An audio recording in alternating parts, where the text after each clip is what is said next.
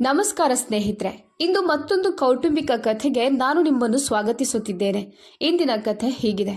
ಅಣ್ಣ ತನ್ನ ತಂಗಿಯನ್ನು ವಿದೇಶಕ್ಕೆ ಕರೆದುಕೊಂಡು ಹೋಗಿ ಆಕೆಯನ್ನು ಮನೆ ಕೆಲಸದವಳನ್ನಾಗಿ ಮಾಡಿದಾಗ ತಂಗಿ ಅಣ್ಣ ಮತ್ತು ಅತ್ತಿಗೆಗೆ ಗೊತ್ತಿಲ್ಲದೆ ಆಶ್ಚರ್ಯಚಕಿತಗೊಳಿಸುವಂತ ಕೆಲಸವನ್ನು ಮಾಡಿದ್ದಾಳೆ. ಸುತ್ತಲೂ ಗಾಢವಾದ ಮೌನ ಆವರಿಸಿತ್ತು. ರಾಮ್ಪ್ರಸಾದ್ ಅವರಿಗೆ ಏನು ಮಾಡಬೇಕೆಂದು ತಿಳಿಯುತ್ತಿರಲಿಲ್ಲ. ವಿಧಿಯು ಎಲ್ಲ ರೀತಿಯಿಂದಲೂ ಅವರ ವಿರುದ್ಧವಾಗಿದೆ ಎಂದು ತೋರುತ್ತಿತ್ತು. ಆಸ್ಪತ್ರೆಯ ವಾರ್ಡ್ನಲ್ಲಿ ಅವರ ಪತ್ನಿಯ ಶವ ಮಲಗಿದ ಸ್ಥಿತಿಯಲ್ಲಿತ್ತು. ಹಾಗೂ ಎದುರಿಗೆ ಬಿಳಿ ಸೀರೆಯಲ್ಲಿ ಶೃಂಗಾರವಿಲ್ಲದ ವಿಧವೆ ಮಗಳು ನಿಂತಿದ್ದಳು. ಕ್ಷಣಾರ್ಧದಲ್ಲಿ ಅವರ ಪ್ರಪಂಚವೇ ನಾಶವಾಗಿ ಹೋಗಿತ್ತು. ತಮ್ಮ ಮಗಳಿಗೋಸ್ಕರ ಅವರಿಬ್ಬರೂ ಪತಿ ಪತ್ನಿ ಹೃದಯದಲ್ಲಿ ಕನಸಿನ ಗೂಡನ್ನೇ ಕಟ್ಟಿದ್ದರು. ಅಂತೆ ಅದೆಷ್ಟೋ ಆಸೆಪಟ್ಟು ಅವರು ತಮ್ಮ ಮಗಳಿಗೆ ಮದುವೆಯನ್ನು ಸಹ ಮಾಡಿಸಿದರು. ಆದರೆ ಅವರು ಮಾಡುತ್ತಿರುವುದು ಮಗಳ ಮದುವೆಯಲ್ಲ, ಬದಲಿಗೆ ಅವಳ ಜೀವನವನ್ನೇ ಹಾಳು ಬಾವಿಗೆ ತಳ್ಳುತ್ತಿದ್ದಾರೆ ಅಂತ ಅವರಿಗೆ ತಿಳಿದೇ ಇರಲಿಲ್ಲ. ಹೀಗೆ ಎಲ್ಲವೂ ಅವರ ಕಣ್ಣುಗಳ ಮುಂದೆ ಒಂದು ಚಲನಚಿತ್ರದಂತೆ ಹಾದು ಹೋಗುತ್ತಿತ್ತು. ಹಲವು ವರ್ಷಗಳಾದರೂ ರಾಮದಾಸ್ ಹಾಗೂ ಸುನಿತಾ ದಂಪತಿಗೆ ಮಕ್ಕಳಿರಲಿಲ್ಲ. ಅದೆಷ್ಟೋ ಹರಕೆಗಳನ್ನು ಕಟ್ಟಿದ ನಂತರ ದೇವರ ಕೃಪೆಯಿಂದ ಅವರ ಮನೆಯಲ್ಲಿ ಒಂದು ಹೆಣ್ಣು ಮಗುವಿನ ಜನನವಾಯಿತು. ಆ ಮಗು ಎಷ್ಟು ಸುಂದರವಾಗಿತ್ತು ಎಂದರೆ ಅದೊಂದು ದೇವತೆಯಂತಿತ್ತು. ಹಾಗೂ ಆ ಮಗುವಿನ ಜನನದ ನಂತರ ಅವರ ವ್ಯವಹಾರವು ಎಷ್ಟು ಉತ್ತುಂಗಕ್ಕೇರಿತ್ತೆಂದರೆ ಅದರಿಂದ ಮನೆಯಲ್ಲಿ ಸಂಪತ್ತಿನ ಭಂಡಾರಗಳೇ ತುಂಬಿ ಹೋದವು. ಇದೆಲ್ಲವೂ ಲಕ್ಷ್ಮೀದೇವಿಯ ಕೃಪೆ ಎಂದು ಭಾವಿಸಿ ಅವರು ತಮ್ಮ ಮಗುವಿಗೆ ಬೃಂದಾ ಅಂತ ಹೆಸರಿಟ್ರು. ಹಾಗೆ ಗಂಡ ಹೆಂಡತಿ ಇಬ್ಬರು ತಮ್ಮ ಮಗಳನ್ನು ಹೂವಿನಂತೆ ಪೋಷಿಸಿ ಜೀವನದ ಪ್ರತಿ ಸಂತೋಷವನ್ನು ನೀಡಿ ಅವಳು ದೊಡ್ಡವಳಾದಾಗ ಉತ್ತಮ ಕುಟುಂಬದ ಸುಂದರ ಮತ್ತು ಸುಶೀಲ ಹುಡುಗನೊಂದಿಗೆ ಮದುವೆಯನ್ನು ಸಹ ಮಾಡಿಸಿದರು. ಈ ಹುಡುಗನ ಕಡೆಯವರು ಆ ನಗರದ ಅತ್ಯಂತ ಶ್ರೀಮಂತ ಹಾಗೂ ಉನ್ನತ ಮನೆತನದವರಾಗಿದ್ದರು. ಹಾಗೂ ಅವರೇ ಸ್ವತಃ ಮುಂದೆ ಬಂದು ಇವರ ಮನೆಮಗಳನ್ನು ತಮ್ಮ ಮಗನಿಗೆ ಕೇಳಿದ್ದರು. ಆದರೆ ಇಷ್ಟು ದೊಡ್ಡ ಶ್ರೀಮಂತ ಮನೆತನದವರು ತಾವಾಗಿಯೇ ಬಂದು ನಮ್ಮ ಮಗಳನ್ನೇ ಯಾಕೆ ಕೇಳುತ್ತಿದ್ದಾರೆ ಅಂತ ರಾಮದಾಸ್ ದಂಪತಿಗಳ ಮನಸ್ಸಿನಲ್ಲಿ ಈ ಕುಟುಂಬದ ಬಗ್ಗೆ ಒಂದು ಸಣ್ಣ ಅನುಮಾನ ಮೂಡದೇ ಇರಲಿಲ್ಲ. ಆದರೆ ಅವರು, ನಮ್ಮ ಸಂಬಂಧಿಕರ ಬಳಗದಲ್ಲಿ ನಿಮ್ಮ ಮಗಳ ಬಗ್ಗೆ ನಾವು ಬಹಳಷ್ಟು ಹೊಗಳಿಕೆಗಳನ್ನು ಕೇಳಿದ್ದೇವೆ. ಆದ್ದರಿಂದ ನಮ್ಮ ಏಕೈಕ ಮಗನಿಗಾಗಿ ನಿಮ್ಮ ಮಗಳನ್ನೇ ಕೇಳಲು ಬಂದಿದ್ದೇವೆ. ನಮಗೆ ಇಂತಹದ್ದೇ ಸುಶೀಲ ಹುಡುಗಿಯ ಹುಡುಕಾಟವಿತ್ತು ಅಂತ ಹೇಳಿ ಅವರ ಮನಸ್ಸನ್ನು ಬದಲಾಯಿಸಿದರು. ಹೀಗೆ ಬೃಂದಾಳ ಮದುವೆಯು ಅದ್ಧೂರಿಯಾಗಿ ನೆರವೇರಿದ ನಂತರ ಮಗಳು ಒಳ್ಳೆಯ ಶ್ರೀಮಂತ ಮನೆತನಕ್ಕೆ ಸೇರಿದ್ದಾಳೆ ಎಂದು ರಾಮ್ಪ್ರಸಾದ್ ಹಾಗೂ ಅವರ ಪತ್ನಿ ನಿಟ್ಟುಸಿರು ಬಿಟ್ಟು ದೇವರಿಗೆ ಧನ್ಯವಾದಗಳನ್ನು ಅರ್ಪಿಸಿದರು. ಅತ್ತ ಬೃಂದಾಳನ್ನು ಆಕೆಯ ಅತ್ತೆಯ ಮನೆಯವರು ಪೂರ್ಣ ವಿಧಿವಿಧಾನಗಳೊಂದಿಗೆ ಹಾಗೂ ವೈಭವದೊಂದಿಗೆ ಮನೆ ತುಂಬಿಸಿಕೊಂಡರು. ಹಾಸಿಗೆಯ ಮೇಲೆ ವಧುವಾಗಿ ಕುಳಿತಿದ್ದ ಬೃಂದಾ ತನ್ನ ಪತಿ ರಮಣ್ಗಾಗಿ ಕಾಯುತ್ತಿದ್ದಳು. ಸ್ವಲ್ಪ ಸಮಯದ ನಂತರ ಕೋಣೆಯೊಳಗೆ ಪ್ರವೇಶಿಸಿದ ರಮಣ್ನ ಮುಖದಲ್ಲಿ ಒಂದು ವಿಚಿತ್ರವಾದ ದುಃಖ ಹಾಗೂ ಆತಂಕದ ಕಪ್ಪು ಛಾಯೆ ಮೂಡಿತು.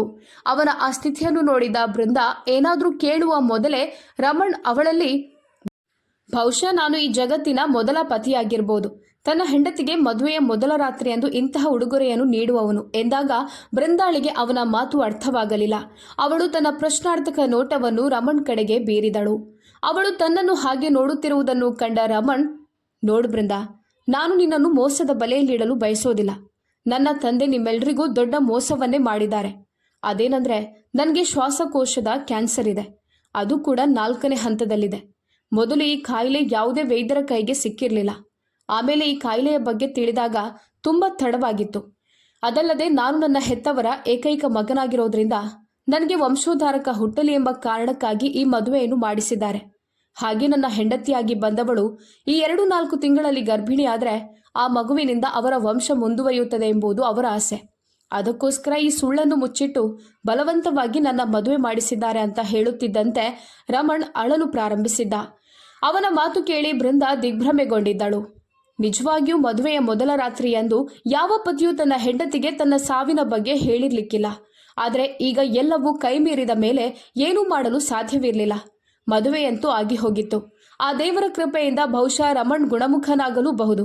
ಅಂತೆ ಈ ವಿಷಯವಾಗಿ ಬೃಂದಾ ಹೇಳೋದಾದ್ರೂ ಏನಿದೆ, ಅವಳು ಕಲ್ಲಾಗಿ ಹೋಗಿದ್ದಳು. ಆನಂತರ 2-3 ದಿನ ಕಳೆದು ಬೃಂದಾಳ ತಂದೆ ಬಂದು ಅವಳನ್ನು ಶಾಸ್ತ್ರಕ್ಕಾಗಿ ಮರಳಿ ಮನೆಗೆ ಕರೆದುಕೊಂಡು ಹೋದರು. ಬೃಂದಾ ತನ್ನ ತಂದೆಯೊಂದಿಗೆ ಹೋಗಿದ್ದರೂ ಸಹ ಮರುದಿನವೇ ತನ್ನ ಅತ್ತೆಯ ಮನೆಗೆ ಮರಳಿದಳು. ತನ್ನ ಹೆತ್ತವರಿಗೆ ಈ ಸತ್ಯ ತಿಳಿಯುವುದು ಅವಳಿಗೆ ಇಷ್ಟವಿರಲಿಲ್ಲ. ಅತ್ತ ಎಷ್ಟೇ ಪ್ರಯತ್ನಿಸಿದ್ರೂ ಸಹ ರಮಣ್ನ ಆರೋಗ್ಯ ದಿನದಿಂದ ದಿನಕ್ಕೆ ಹದಗೆಡುತ್ತಾ ಹೋಗುತ್ತಿತ್ತು. ಹಾಗೂ ಮದುವೆಯಾದ 4 ತಿಂಗಳಲ್ಲೇ ರಮಣ್ ಈ ಲೋಕವನ್ನು ತ್ಯಜಿಸಿದನು. ಹೀಗೆ ಬೃಂದಾ ವಿಧವೆಯಾದಳು. ಆದರೆ ರಮಣ್ಣ ಮರಣದ ನಂತರ ಬೃಂದಾಳ ಅತ್ತೆ ಮನೆಯವರು ತಮ್ಮ ಆಸ್ತಿಯಲ್ಲಿ ಅವಳು ಸಹ ಪಾಲುದಾರಳಾಗಿರುವುದನ್ನು ಸಹಿಸಲಿಲ್ಲ. ಒಂದು ವೇಳೆ ಈ ಮಧ್ಯೆ ಅವಳು ಗರ್ಭಿಣಿಯಾದರೆ ಆ ಮಗುವನ್ನು ತಮ್ಮ ಇಡೀ ಆಸ್ತಿಗೆ ಮಾಲೀಕನನ್ನಾಗಿ ಮಾಡುವ ಸಂದರ್ಭ ಬರಬಹುದೆಂದು ಅವರು ಮೊದಲೇ ಯೋಚಿಸಿದ್ದರು. ಆದರೆ ಒಬ್ಬ ಅನ್ಯ ಹುಡುಗಿಯನ್ನು ತಮ್ಮ ಆಸ್ತಿಯ ಒಡತಿಯನ್ನಾಗಿ ಮಾಡಲು ಅವರು ಬಯಸಲಿಲ್ಲ. ಆದ್ದರಿಂದ ಅವರು ಬೃಂದಾಳಿಗೆ ಅಪಶಕುನವೆಂಬ ಪಟ್ಟ ಕಟ್ಟಿ ಮನೆಯಿಂದ ಹೊರಹಾಕಿದರು ಹಾಗೂ ತಮ್ಮ ಎಲ್ಲ ಆಸ್ತಿಯನ್ನು ತಮ್ಮ ಮಗಳು ಹಾಗೂ ಅವಳ ಮಕ್ಕಳ ಹೆಸರಿಗೆ ಮಾಡಿದರು. ಇದರಿಂದ ನಂತರ ಕಾನೂನುಬದ್ಧವಾಗಿ ಮುಂದೆ ಬೃಂದಾ ಅಥವಾ ಅವಳ ಕುಟುಂಬದವರು ಆ ಆಸ್ತಿಯನ್ನು ಪಡೆಯಲು ಸಾಧ್ಯವಾಗದಂತೆ ಮಾಡಿಬಿಟ್ಟಿದ್ದರು. ಈ ಕಡೆ ರಾಮ್ಪ್ರಸಾದ್ ಹಾಗೂ ಅವರ ಪತ್ನಿಗೆ ಈ ಎಲ್ಲ ಸತ್ಯ ತಿಳಿದಾಗ ಅವರ ಕಾಲುಗಳ ಕೆಳಗಿನ ಭೂಮಿ ಕುಸಿದಂತಾಯಿತು. ಹಾಗೆ ಅಳಿಯನ ಸಾವಿನ ಸುದ್ದಿ ಕೇಳಿದ ತಕ್ಷಣ ಬೃಂದಾಳ ತಾಯಿಗೆ ಹೃದಯಾಘಾತವಾಯಿತು. ಅವರು ಐಸಿಯುನಲ್ಲಿ ಜೀವನ್ಮರಣ ಸ್ಥಿತಿಯಲ್ಲಿ ಇರಬೇಕಾದ ಪರಿಸ್ಥಿತಿ ಬಂದಿತ್ತು. ಅನಂತರ ರಾಮದಾಸ್ ರವರು ಎಷ್ಟೇ ಪ್ರಯತ್ನಿಸಿದ್ರೂ ಸಹ ಅವರನ್ನು ಉಳಿಸಿಕೊಳ್ಳಲು ಅವರ ಕೈಯಿಂದ ಸಾಧ್ಯವಾಗಿರಲಿಲ್ಲ. ಹೀಗೆ ರಾಮದಾಸ್ ರವರು ಆಸ್ಪತ್ರೆಯಲ್ಲಿ ಕುಳಿತು ಭಾರವಾದ ಹೃದಯದೊಂದಿಗೆ ಒಮ್ಮೆ ತಮ್ಮ ಮಗಳನ್ನು, ಇನ್ನೊಮ್ಮೆ ತಮ್ಮ ಪತ್ನಿಯ ಪಾರ್ಥಿವ ಶರೀರವನ್ನು ನೋಡುತ್ತಲೇ ಕಲ್ಲಾಗಿ ಹೋಗಿದ್ದರು. ಹಾಗೆ ಈ ದೃಶ್ಯವನ್ನೆಲ್ಲ ಸಹಿಸಲು ಅವರ ಹೃದಯ ಅವರ ಕೈ ಹಿಡಿಯದ ಕಾರಣ ಅವರು ಕುಳಿತಲ್ಲೇ ಹೃದಯಾಘಾತವಾಗಿ ನೋಡುತ್ತಿದ್ದಂತೆ ಅವರ ಪ್ರಾಣ ಪಕ್ಷಿಯು ಹಾರಿ ಹೋಗಿತ್ತು ಹಾಗೂ ಬೃಂದಾ ಈ ಆಘಾತವನ್ನು ಸಹಿಸಲಾಗದೆ ಪ್ರಜ್ಞಾಹೀನಳಾಗಿದ್ದಳು. ವಿಧಿಯು ಅವರ ಬಾಳಲ್ಲಿ ಯಾವ ಜನ್ಮದ ಸೇಡನ್ನು ತೀರಿಸಿಕೊಂಡಿತೋ ಗೊತ್ತಿಲ್ಲ. ನೋಡುತ್ತಿದ್ದಂತೆ ಕ್ಷಣಾರ್ಧದಲ್ಲಿ ಆ ದೇವರು ಅವಳಿಂದ ಎಲ್ಲವನ್ನೂ ಕಿತ್ತುಕೊಂಡಿದ್ದರು. ಅನಂತರ ತನ್ನನ್ನು ತಾನು ಸಂಭಾಳಿಸಿಕೊಂಡ ಬೃಂದಾ ದೂರದ ಸಂಬಂಧಿಕರು ಹಾಗೂ ಸ್ಥಳೀಯರ ಸಹಾಯದಿಂದ ತನ್ನ ಹೆತ್ತವರ ಅಂತ್ಯಕ್ರಿಯೆಯನ್ನು ಮಾಡಿ ಮುಗಿಸಿದಳು. ರಾಮ್ಪ್ರಸಾದ್ ಅವರ ಆಸ್ತಿಯ ಮೇಲೆ ಗಿಡುಗನ ಕಣ್ಣಿಟ್ಟಿದ್ದವರನ್ನು ಹೊರತುಪಡಿಸಿ ಉಳಿದವರೆಲ್ಲರೂ ನಿಧಾನವಾಗಿ ಹೊರಟು ಹೋದರು. ರಾಮ್ಪ್ರಸಾದ್ ಅವರ ರಿಯಲ್ ಎಸ್ಟೇಟ್ ವ್ಯವಹಾರವು ಅವರ ಮರಣದ ನಂತರ ಬೃಂದಾಳಿಂದ ನಿಭಾಯಿಸಲು ಸಾಧ್ಯವಾಗದೆ ಮಾರುಕಟ್ಟೆಯಲ್ಲಿ ಹೂಡಿಕೆ ಮಾಡಿದಂಥ ಎಲ್ಲ ಹಣ ಮುಳುಗಿ ಹೋಯಿತು. ಈಗ ಉಳಿದುಕೊಂಡದ್ದು ಅವರ ಮನೆ, ದೊಡ್ಡ ಉದ್ಯಾನ ಹಾಗೂ ಅವರ ಕಚೇರಿ ಮಾತ್ರವಾಗಿತ್ತು. ಕೆಲವು ತಿಂಗಳುಗಳವರೆಗೆ ಬೃಂದಾ ಅಳುತ್ತಲೇ ಇದ್ದಳು. ಅನಂತರ ಮನೆ ನಡೆಸಲು ಕಷ್ಟವಾದಾಗ ಕೊನೆಗೆ ಅವಳು ಒಂದು ಖಾಸಗಿ ಶಾಲೆಯಲ್ಲಿ ಶಿಕ್ಷಕಿಯಾಗಿ ಕೆಲಸಕ್ಕೆ ಸೇರಿಕೊಂಡಳು ಹಾಗೂ ಒಂದು ಜೀವಂತ ಶವದಂತೆ ಯಾಂತ್ರಿಕವಾಗಿ ಬದುಕಲು ಪ್ರಾರಂಭಿಸಿದಳು.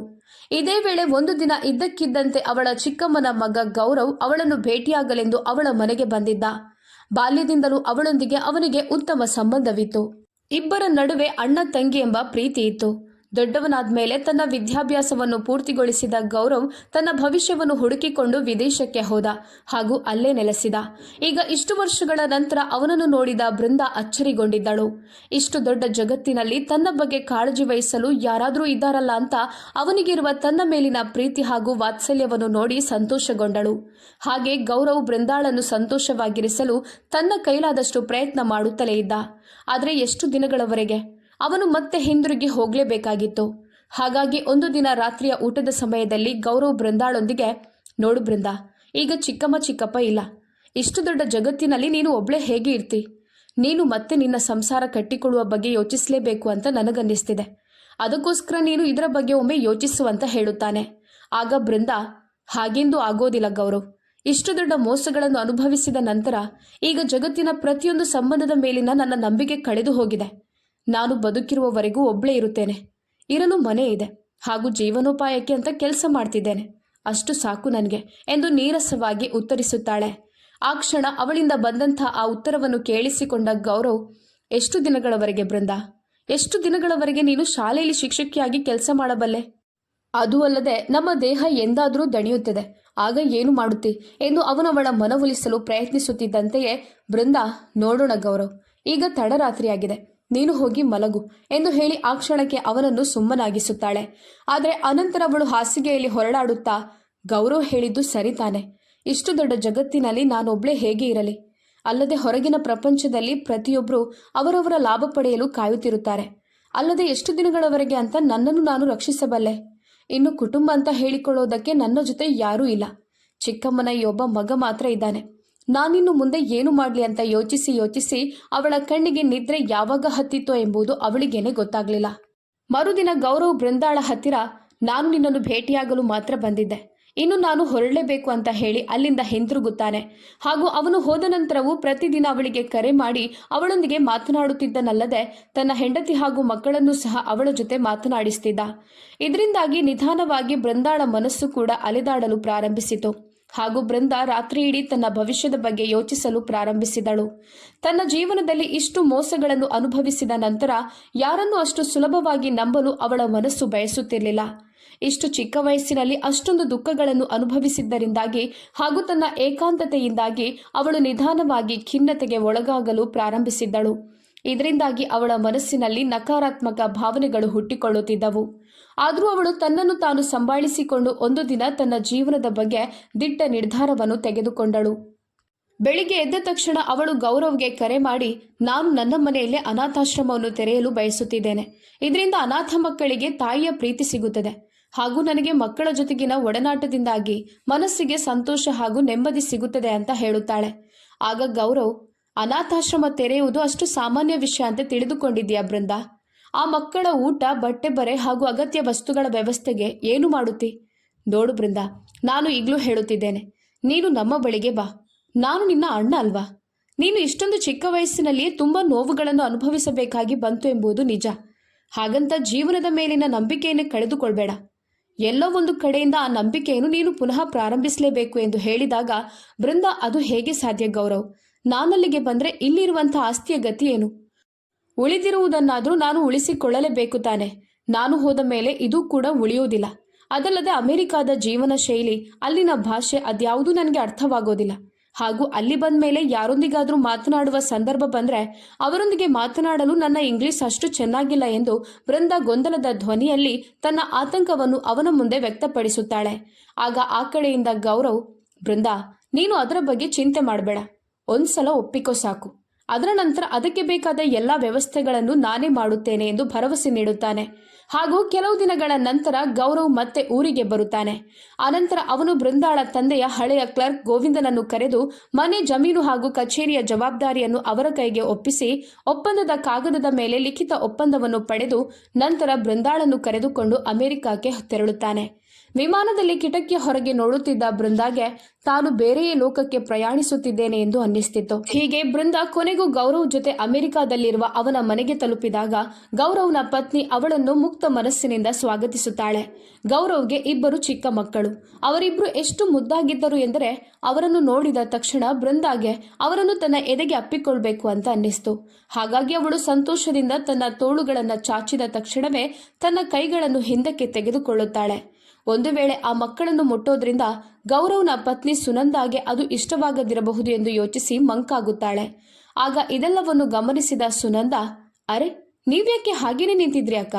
ಇವರು ನಿಮ್ಮ ಮಕ್ಕಳೇ, ನೀವವರ ಅತ್ತೆ ಅಲ್ವಾ ಎಂದು ನಗುತ್ತಾ ಹೇಳಿದ ನಂತರ ಅವಳು ಆ ಮಕ್ಕಳನ್ನು ಬಾಚಿ ಮುದ್ದಿಸುತ್ತಾಳೆ. ಹೀಗೆ 4-5 ದಿನಗಳು ತುಂಬಾ ಸಂತೋಷದಿಂದ ಕಳೆಯುತ್ತದೆ. ಒಂದು ದಿನ ಬೆಳಗ್ಗೆ ಸುನಂದ ಚಿಂತಿತಳಾಗಿ, ಮಕ್ಕಳನ್ನು ನೋಡಿಕೊಳ್ತಿದ್ದ ಆಯಾ ಇನ್ನು ಮುಂದೆ ಕೆಲಸಕ್ಕೆ ಬರುವುದಿಲ್ವಂತೆ ಗೌರವ್. ಈಗ ನಾನು ಈ ಮಕ್ಕಳನ್ನು ನೋಡಿಕೊಳ್ಳೋದಾ ಅಥವಾ ಹೊರಗಡೆ ಹೋಗಿ ನನ್ನ ಕೆಲಸ ಮಾಡೋದಾ ಅಂತ ಕೇಳುತ್ತಾಳೆ.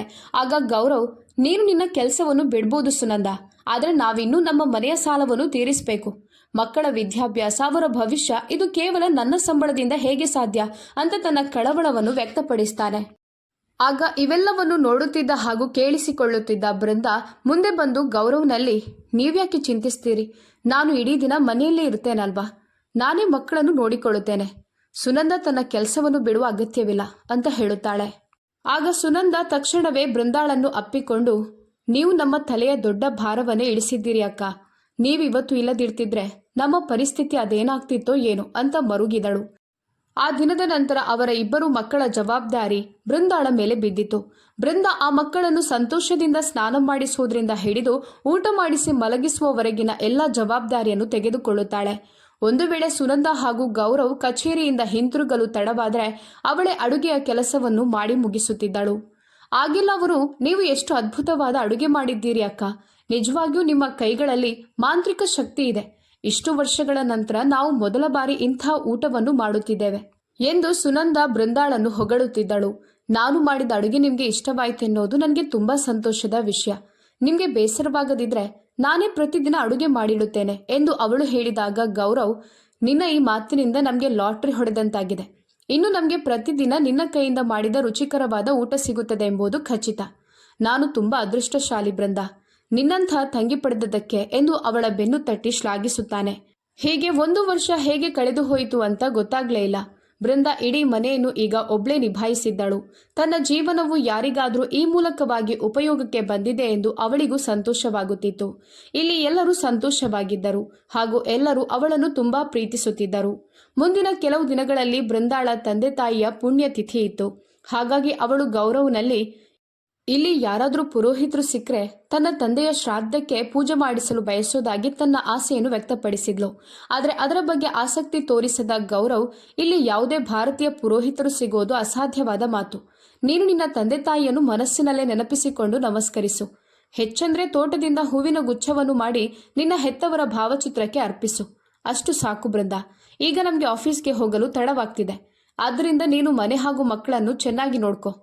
ನಾವಿನ್ನು ಹೊರಡುತ್ತೇವೆ ಎಂದು ಇಷ್ಟು ಹೇಳಿ ಸುನಂದ ಹಾಗೂ ಗೌರವ್ ಹೊರಟು ಹೋಗುತ್ತಾರೆ. ಆ ದಿನ ಮೊದಲ ಬಾರಿಗೆ ಬೃಂದಾಳ ಮನಸ್ಸಿಗೆ ಆಳವಾಗಿ ನೋವುಂಟಾಗುತ್ತದೆ. ಆದರೆ ನಂತರ ಅವಳು ತನ್ನಲ್ಲೇ ಯೋಚಿಸಿ, ಬಹುಶಃ ಗೌರವ್ ಸರಿಯಾಗಿ ಹೇಳುತ್ತಿರಬಹುದು. ಈಗ ಇಲ್ಲಿ ನನಗೆ ಬೇಕಾದ ಪುರೋಹಿತರು ಎಲ್ಲಿ ಸಿಗುತ್ತಾರೆ ಎಂದು ತನ್ನನ್ನು ತಾನೇ ಸಮಾಧಾನ ಪಡಿಸಿಕೊಳ್ಳುತ್ತಾಳೆ. ಹಾಗೆ ಅಂದು ರಾತ್ರಿ ಅವರಿಬ್ಬರು ಮನೆಗೆ ಹಿಂತಿರುಗುವ ಹೊತ್ತಿಗೆ ಮಕ್ಕಳು ಮಲಗಿರ್ತಾರೆ. ಬಂದ ತಕ್ಷಣ ಸುನಂದ, ನಾವು ಹೊರಗಡೆ ಊಟ ಮಾಡಿ ಬಂದಿದ್ದೇವೆ ಅಕ್ಕ, ನೀವು ಸಹ ಊಟ ಮಾಡಿ ಮಲಗಿ ಅಂತ ಹೇಳಿ ತನ್ನ ಕೋಣೆಗೆ ಹೋಗುತ್ತಾಳೆ. ಆಗ ಬೃಂದ ಏನೂ ಹೇಳೋದಿಲ್ಲ. ಅಲ್ಲದೆ ಇಂದು ಅವಳಿಗೂ ಊಟ ಮಾಡುವ ಮನಸ್ಸಿರಲಿಲ್ಲ. ಅವಳು ಅಡುಗೆ ಮನೆಯನ್ನು ಹಾಗೆಯೇ ಬಿಟ್ಟು ತನ್ನ ಹಾಸಿಗೆ ಮೇಲೆ ಹೋಗಿ ಮಲಗುತ್ತಾಳೆ. ರಾತ್ರಿ ತುಂಬಾ ತಡವಾಗಿತ್ತು. ಇವತ್ತು ಅವಳಿಗೆ ನಿದ್ರೆಯೇ ಸರಿಯಾಗಿ ಬಂದಿರಲಿಲ್ಲ. ಅಲ್ಲದೆ ತನ್ನ ತಂದೆ ತಾಯಿಯ ಪುಣ್ಯ ತಿಥಿಯಂದು ಅವಳಿಗೆ ತನ್ನ ಹೆತ್ತವರ ಕೊರತೆ ಬಹಳ ಕಾಡುತ್ತಿತ್ತು. ಆಗ ಅವಳು ಹಾಸಿಗೆಯಿಂದ ಎದ್ದು ಬಾಲ್ಕನಿಯಲ್ಲಿ ಹೋಗಿ ಕುಳಿತರೆ ಬಹುಶಃ ಮನಸ್ಸಿಗೆ ಸ್ವಲ್ಪ ಸಮಾಧಾನವಾಗಬಹುದು ಅಂತ ಯೋಚಿಸ್ತಾಳೆ.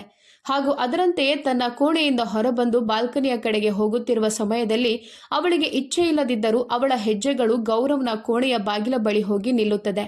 ಒಳಗಿನಿಂದ ಕಿಲಕಿಲ ಅಂತ ನಗುತ್ತಾ ಇದ್ದ ಸುನಂದ, ನೀನೆಷ್ಟು ದೊಡ್ಡ ಒಳ್ಳೆ ಕೆಲಸ ಮಾಡಿಬಿಟ್ಟೆ ಗೌರವ್. ಅಷ್ಟು ಸುಲಭವಾಗಿ ಬೃಂದಾಳನ್ನು ಮೂರ್ಖಳನ್ನಾಗಿ ಮಾಡಿ ಇಲ್ಲಿಗೆ ಕರೆತಂದದ್ದಲ್ಲದೆ ಜೀವನ ಪೂರ್ತಿ ನಮಗೆ ಉಚಿತವಾಗಿ ಕೆಲಸದಾಳು ಸಿಗುವಂತೆ ಮಾಡಿದೆ. ಮಕ್ಕಳ ಆಯಾಳಾಗಿ, ಜೊತೆಗೆ ತೋಟದ ಮಾಲಿಯಾಗಿ ಅವಳೇ ಎಲ್ಲಾ ಕೆಲಸಗಳನ್ನು ಅಚ್ಚುಕಟ್ಟಾಗಿ ಮಾಡುತ್ತಿರುವುದನ್ನು ನೋಡಿದ್ರೆ ನನ್ಗೆಷ್ಟು ಸಂತೋಷವಾಗ್ತಿದೆ ಗೊತ್ತಾ ನಿನ್ಗೆ ಎಂದು ಕೇಳುತ್ತಿದ್ದಳು. ಆಗ ಗೌರವ್, ಅಯ್ಯೋ ನಿಧಾನವಾಗಿ ಮಾತನಾಡು ಸುನಂದ, ಬೃಂದ ಕೇಳಿಸಿಕೊಂಡು ಗಲಾಟೆ ಮಾಡಿದ್ರೆ ತೊಂದರೆಯಾಗುತ್ತದೆ ಅಂತ ಅವಳ ಬಾಯಿ ಮುಚ್ಚಿಸಲು ಹೋಗುತ್ತಾನೆ. ಆದರೆ ಆಗಲೂ ಬಾಯಿ ಮುಚ್ಚದ ಸುನಂದ, ಗಲಾಟೆ ಮಾಡಿ ಏನ್ ಮಾಡ್ತಾಳೆ?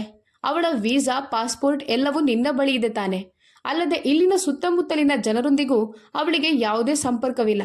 ಯಾರಿಗೂ ಏನು ಗೊತ್ತಾಗೋದೂ ಇಲ್ಲ. ಈಗ ಹೇಗಾದ್ರೂ ಮಾಡಿ ಇಂಡಿಯಾದ ಆ ಆಸ್ತಿ ನಮ್ಮ ಹೆಸರಿಗೆ ಆಗಬೇಕು. ಆ ಕೆಲಸವನ್ನು ಆದಷ್ಟು ಬೇಗ ಮಾಡಿ ಮುಗಿಸುವಂತ ಸುನಂದ ಗೌರವ್ನಿಗೆ ಎಚ್ಚರಿಕೆ ನೀಡುತ್ತಾಳೆ. ಎಲ್ಲವೂ ಆಗುತ್ತದೆ, ನೀನು ತಾಳ್ಮೆಯಿಂದಿರು. ನಾನು ಎಲ್ಲ ದಾಖಲೆಗಳಲ್ಲಿ ನನ್ನ ಹೆಸರನ್ನು ನಾಮಿನಿಯಾಗಿ ಬರೆದಿಟ್ಟಿದ್ದೇನೆ. ನಾಳೆ ಅವಳಿಗೇನಾದರೂ ಆದರೆ ಅವಳ ಆ ಎಲ್ಲ ಆಸ್ತಿಯ ಮಾಲೀಕ ನಾನೇ. ಆದರೆ ಆಸ್ತಿಯ ವಿಷಯದಲ್ಲಿ ಸ್ವಲ್ಪ ಹೆಚ್ಚಾಗಿ ಕಷ್ಟಪಡಬೇಕಾಗುತ್ತದೆ. ಸರಿ, ಈಗ ಮಲಗು, ನನಗೆ ನಿದ್ರೆ ಬರ್ತಿದೆ ಅಂತ ಹೇಳಿ ಗೌರವ್ ಮಲಗುತ್ತಾನೆ. ನಂತರ ಅಲ್ಲಿ ನೀರವ ಮೌನ ಆವರಿಸುತ್ತದೆ. ಎಲ್ಲ ಮಾತುಗಳನ್ನು ಕೇಳಿದ ಬೃಂದಾಳಿಗೆ ಆಕಾಶವೇ ತಲೆಯ ಮೇಲೆ ಬಿದ್ದ ಹಾಗೆ ಅನಿಸುತ್ತದೆ. ಆಸ್ತಿಯ ಆಸೆಗೆ ಬಿದ್ದು ಇವರಿಬ್ಬರು ಇಷ್ಟು ಕೆಳಮಟ್ಟಕ್ಕೆ ಇಳಿಯಬಹುದು ಎಂದು ಅವಳು ಯಾವತ್ತೂ ಊಹಿಸಿರಲಿಲ್ಲ. ಹಾಗಾಗಿ ಅವಳಿಗೆ ಅವಳ ಇಡೀ ದೇಹ ಮರಗಟ್ಟಿದಂತೆ ಅನಿಸುತ್ತದೆ. ತನ್ನ ಹಾಸಿಗೆ ಹತ್ತಿರ ಬಂದ ಅವಳು ಒಮ್ಮೆಲೆ ಅದರ ಮೇಲೆ ಕುಳಿತುಕೊಳ್ಳುತ್ತಾಳೆ. ಹಾಗಾದ್ರೆ ಇದೆಲ್ಲವೂ ಇವರ ತಂತ್ರವೇ? ನಿಜವಾಗಿಯೂ ನನ್ನ ಪಾಸ್ಪೋರ್ಟ್ ಹಾಗೂ ವೀಸಾ ಎರಡೂ ಗೌರವ್ ಬಳಿ ಇವೆ. ಈಗ ಏನು ಮಾಡಲಿ? ನನ್ನ ಇಡೀ ಜೀವನವನ್ನು ಈ ಮನೆಯಲ್ಲಿಯೇ ಜೀತದಾಳಿನಂತೆ ಕಳೆಯಬೇಕೆ ಎಂದು ಯೋಚಿಸುತ್ತಾ ಅವಳು ಗಟ್ಟಿಯಾಗಿ ಅಳಲು ಪ್ರಾರಂಭಿಸುತ್ತಾಳೆ. ಆದರೆ ನಂತರ ಅವಳು, ಇಲ್ಲ, ನಾನು ಇಷ್ಟು ಬೇಗ ಧೈರ್ಯ ಕಳೆದುಕೊಳ್ಳೋದಿಲ್ಲ. ಯಾವುದೇ ಪರಿಸ್ಥಿತಿಯಲ್ಲಾದರೂ ತಾನಿಲ್ಲಿಂದ ತನ್ನ ದೇಶಕ್ಕೆ ಮರಳಲೇಬೇಕು. ಆದರೆ ಅದಕ್ಕೂ ಮೊದಲು ತನ್ನ ವೀಸಾ ಮತ್ತು ಪಾಸ್ಪೋರ್ಟ್ ಅನ್ನು ಹೇಗಾದರೂ ಮಾಡಿ ಇವರಿಬ್ಬರಿಂದ ಪಡಿಬೇಕು ಎಂಬ ಗಟ್ಟಿ ನಿರ್ಧಾರವನ್ನು ತೆಗೆದುಕೊಳ್ಳುತ್ತಾಳೆ. ಟಿಕೆಟ್ಗೆ ಹಣವೂ ಇಲ್ಲ. ಅದಕ್ಕೂ ಏನಾದರೂ ಒಂದು ವ್ಯವಸ್ಥೆ ಮಾಡಬೇಕು. ಮೊದಲನೆಯದಾಗಿ ತಾನು ಮೊದಲಿನಂತೆ ಸಾಮಾನ್ಯ ರೀತಿಯಲ್ಲಿ ವರ್ತಿಸಬೇಕು. ಇದರಿಂದ ಅವರಿಗೆ ಯಾವುದೇ ಅನುಮಾನ ಬರದಂತೆ ಎಚ್ಚರ ವಹಿಸಬೇಕು. ಸ್ವಲ್ಪವೂ ಅನುಮಾನ ಬಂದರೆ ತನ್ನ ಜೀವನ ಕಷ್ಟಕ್ಕೆ ಸಿಲುಕಬಹುದು. ಆದ್ದರಿಂದ ಯಾವುದೇ ಪರಿಸ್ಥಿತಿಯಲ್ಲೂ ತನ್ನನ್ನು ತಾನು ಸಾಮಾನ್ಯಳಂತೆ ಇಟ್ಟುಕೊಳ್ಬೇಕು ಅಂತ ಇಡೀ ರಾತ್ರಿ ಚಿಂತೆಯಲ್ಲಿಯೇ ಮುಳುಗುತ್ತಾಳೆ. ಹಾಗೆ ಪ್ರತಿದಿನದಂತೆ ಬೆಳಗ್ಗೆ ಬೇಗ ಎದ್ದು ಎಲ್ಲರಿಗೂ ಚಹಾ ಹಾಗೂ ತಿಂಡಿಯನ್ನು ಮಾಡಿಟ್ಟು, ಅಂತೆಯೇ ಮಕ್ಕಳನ್ನು ಸ್ನಾನ ಮಾಡಿಸಿ ತಿಂಡಿ ಕೊಟ್ಟು ಶಾಲೆಗೆ ಸಿದ್ಧಪಡಿಸಿ ಕಳುಹಿಸಿದ ನಂತರ ಸುನಂದ ಹಾಗೂ ಗೌರವ್ನಿಗೂ ತಿಂಡಿ ಬಡಿಸುತ್ತಾ, ನೋಡು ಗೌರವ್, ಮಕ್ಕಳ ಓದು ಬರಹದ ವಿಷಯದಲ್ಲಿ ನನಗೆ ಸ್ವಲ್ಪ ಕಷ್ಟ ಆಗ್ತಿದೆ. ಯಾಕಂದ್ರೆ ನನ್ನ ಇಂಗ್ಲಿಷ್ ಅಷ್ಟು ಚೆನ್ನಾಗಿಲ್ಲ ಅಂತ ನಿನಗೂ ತಿಳಿದಿದೆ. ಹಾಗಾಗಿ ನಾನು ಏನು ಯೋಚಿಸ್ತಿದ್ದೇನೆಂದರೆ, ನನಗೆ ಸ್ವಲ್ಪ ಇಂಗ್ಲಿಷ್ ಕಲಿಯಲು ನೀನು ಸಹಾಯ ಮಾಡಿದರೆ ಅದರಿಂದ ಮಕ್ಕಳಿಗೂ ಸಹಾಯವಾಗುತ್ತದೆ. ಅದರ ನಂತರ ನಾನು ಸಹ ಹೊರಗಡೆ ಹೋಗಿ ದುಡಿಯಬಹುದು. ಇತ್ತೀಚೆಗೆ ನೀನು ಹಾಗೂ ಸುನಂದ ಸಾಕಷ್ಟು ತೊಂದರೆಯಲ್ಲಿದ್ದೀರಿ. ಇಂಥ ಪರಿಸ್ಥಿತಿಯಲ್ಲಿ ನಾನು ಸಹ ಹೊರಗೆ ಹೋಗಿ ಕೆಲಸ ಮಾಡಿದರೆ ನಿಮ್ಮ ಕಷ್ಟಕ್ಕೂ ಕೈ ಜೋಡಿಸಿದಂತಾಗುತ್ತದೆ. ನಿಮಗೂ ಸ್ವಲ್ಪ ಆರಾಮ ಸಿಗುತ್ತದೆ ಅಂತ ಹೇಳುತ್ತಾಳೆ. ಆಗ ಅವಳ ಮಾತು ಕೇಳಿ ಗೌರವ್ ಹಾಗೂ ಸುನಂದ ಅಚ್ಚರಿಗೊಳ್ಳುತ್ತಾರೆ. ಹಾಗೂ ಸುನಂದ ಸಂತೋಷದಿಂದ ಹೌದು ಯಾಕಿಲ್ಲ, ಇಂದೇ ನಿಮ್ಮನ್ನು 1 ಗಂಟೆಯ ಕೋಚಿಂಗ್ ಕ್ಲಾಸಿಗೆ ಸೇರಿಸ್ತೇವೆ ಅಂತ ತಕ್ಷಣವೇ ಒಪ್ಪಿಗೆ ನೀಡುತ್ತಾಳೆ. ಹಾಗೂ ಇನ್ನು ನಮಗೆ ಮನೆಯ ಹೊರಗಿನ ಕೆಲಸಗಳಿಂದಲೂ ಸ್ವಲ್ಪ ಮುಕ್ತಿ ಸಿಗುತ್ತದೆ ಅಂತ ಸುನಂದ ಮನಸ್ಸಿನಲ್ಲಿಯೇ ಖುಷಿ ಪಡುತ್ತಿರುತ್ತಾಳೆ. ಈಗ ಬೃಂದಾ ತನ್ನ ಯೋಜನೆಯ 2ನೇ ಹಂತಕ್ಕೆ ಎಲ್ಲ ಸಿದ್ಧತೆಯನ್ನು ಮಾಡುತ್ತಾಳೆ. ಹಾಗೂ ಜೀವನವೆಂಬ ರಂಗಮಂಚದ ಮೇಲೆ ಬೃಂದಾ ಬಹಳ ಉತ್ತಮವಾಗಿ ಅಭಿನಯಿಸುತ್ತಿರುತ್ತಾಳೆ. ಅದಲ್ಲದೆ ಪಾಪ ಅವಳು ಇನ್ನೇನು ಮಾಡಬೇಕಾಗಿತ್ತು? ಅವಳಿಗೆ ಹೆಜ್ಜೆ ಹೆಜ್ಜೆಗೂ ಎಲ್ಲರಿಂದಲೂ ಮೋಸವಾಗ್ತಿತ್ತು. ಹಾಗಿದ್ಮೇಲೆ ಅವಳು ಎಷ್ಟು ದಿನಗಳವರೆಗೆ ಅಸಹಾಯಕಳಾಗಿರಲು ಸಾಧ್ಯವಿತ್ತು? ದುಃಖ ಹಾಗೂ ಅಸಹಾಯಕತೆಯಿಂದ ಅವಳ ಹೃದಯ ಛಿದ್ರವಾಗುತ್ತಿದ್ರೂ ಸಹ ಅವಳು ಯಾವಾಗಲೂ ತನ್ನ ತುಟಿಗಳ ಮೇಲೆ ಬಲವಂತದ ನಗುವನ್ನು ತಂದುಕೊಳ್ಳಲೇಬೇಕಾಗಿತ್ತು. ಹೀಗೆ ಬೃಂದಾ ದಿನನಿತ್ಯದ ಮನೆ ಕೆಲಸದ ಜೊತೆಗೆ 1 ಗಂಟೆಯ ಇಂಗ್ಲಿಷ್ ಕೋಚಿಂಗ್ ಕ್ಲಾಸ್ಗೂ ಸೇರಿಕೊಳ್ಳುತ್ತಾಳೆ. ಅಲ್ಲಿ ಅನೇಕ ದೇಶಗಳ ಭಾಷೆಗಳನ್ನು ಕಲಿಸಲಾಗ್ತಿತ್ತು.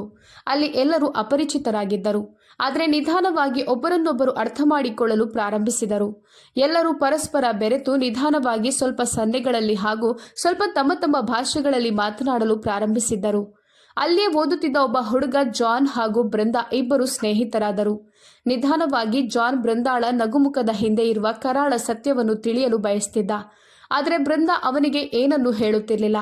ಮನೆ ಹಾಗೂ ತನ್ನ ಕೆಲಸಗಳನ್ನು ಮಾಡುತ್ತಾ ಬೃಂದಾ ಸಂಪೂರ್ಣವಾಗಿ ದಣಿದು ಹೋಗುತ್ತಿದ್ದಳು. ಮೊದಮೊದಲು ಸುನಂದ ಪ್ರೀತಿಯಿಂದ ಹೇಳಿ ಅವಳಲ್ಲಿ ಎಲ್ಲ ಕೆಲಸ ಮಾಡಿಸ್ತಿದ್ಲು. ಆದರೆ ಈಗೀಗ ಅವಳ ಮೇಲೆ ತನ್ನ ದರ್ಪವನ್ನು ತೋರಿಸಲು ಪ್ರಾರಂಭಿಸಿದಳು. ಈ ಕೆಲಸ ಯಾಕೆ ಇನ್ನೂ ಆಗಿಲ್ಲ? ಏನ್ ಮಾಡ್ತಿದ್ದೆ? ಇವತ್ತು ನೀನು ಊಟಕ್ಕೆ ಇದನ್ನು ಯಾಕೆ ಮಾಡಿಲ್ಲ ಎಂದು ಗದರಿಸುತ್ತಿದ್ದಳು. ಹಾಗೆ ಅವಳ ಮನಸ್ಸಿಗೆ ಬಂದಾಗ್ಲೆಲ್ಲ ಮನೆಯಲ್ಲಿ ಕಿಟ್ಟಿ ಪಾರ್ಟಿಗಳನ್ನು ಇಡುತ್ತಾ ನನ್ನ ಗೆಳತಿಯರು ಮನೆಗೆ ಬರ್ತಿದ್ದಾರೆ, ಆದ್ದರಿಂದ ಸಂಜೆಯ ಪಾರ್ಟಿಯ ಎಲ್ಲ ಸಿದ್ಧತೆಗಳನ್ನು ಮಾಡಿಡು ಅಂತ ಹೇಳ್ತಿದ್ಲು. ಹಗಲಿನಿಂದ ರಾತ್ರಿಯವರೆಗೆ ಬೃಂದಾ ರೋಬೋಟ್ನಂತೆ ಕೆಲಸ ಮಾಡ್ತಿದ್ಲು ಹಾಗೂ ಅದರ ಜೊತೆಗೆ ಬೈಗುಳಗಳನ್ನು ಕೇಳಿಸಿಕೊಳ್ಳುತ್ತಿದ್ದಳು. ಆ ರಾತ್ರಿ ಬೃಂದಾಳಿಗೆ ತುಂಬಾ ಜ್ವರವಿತ್ತು.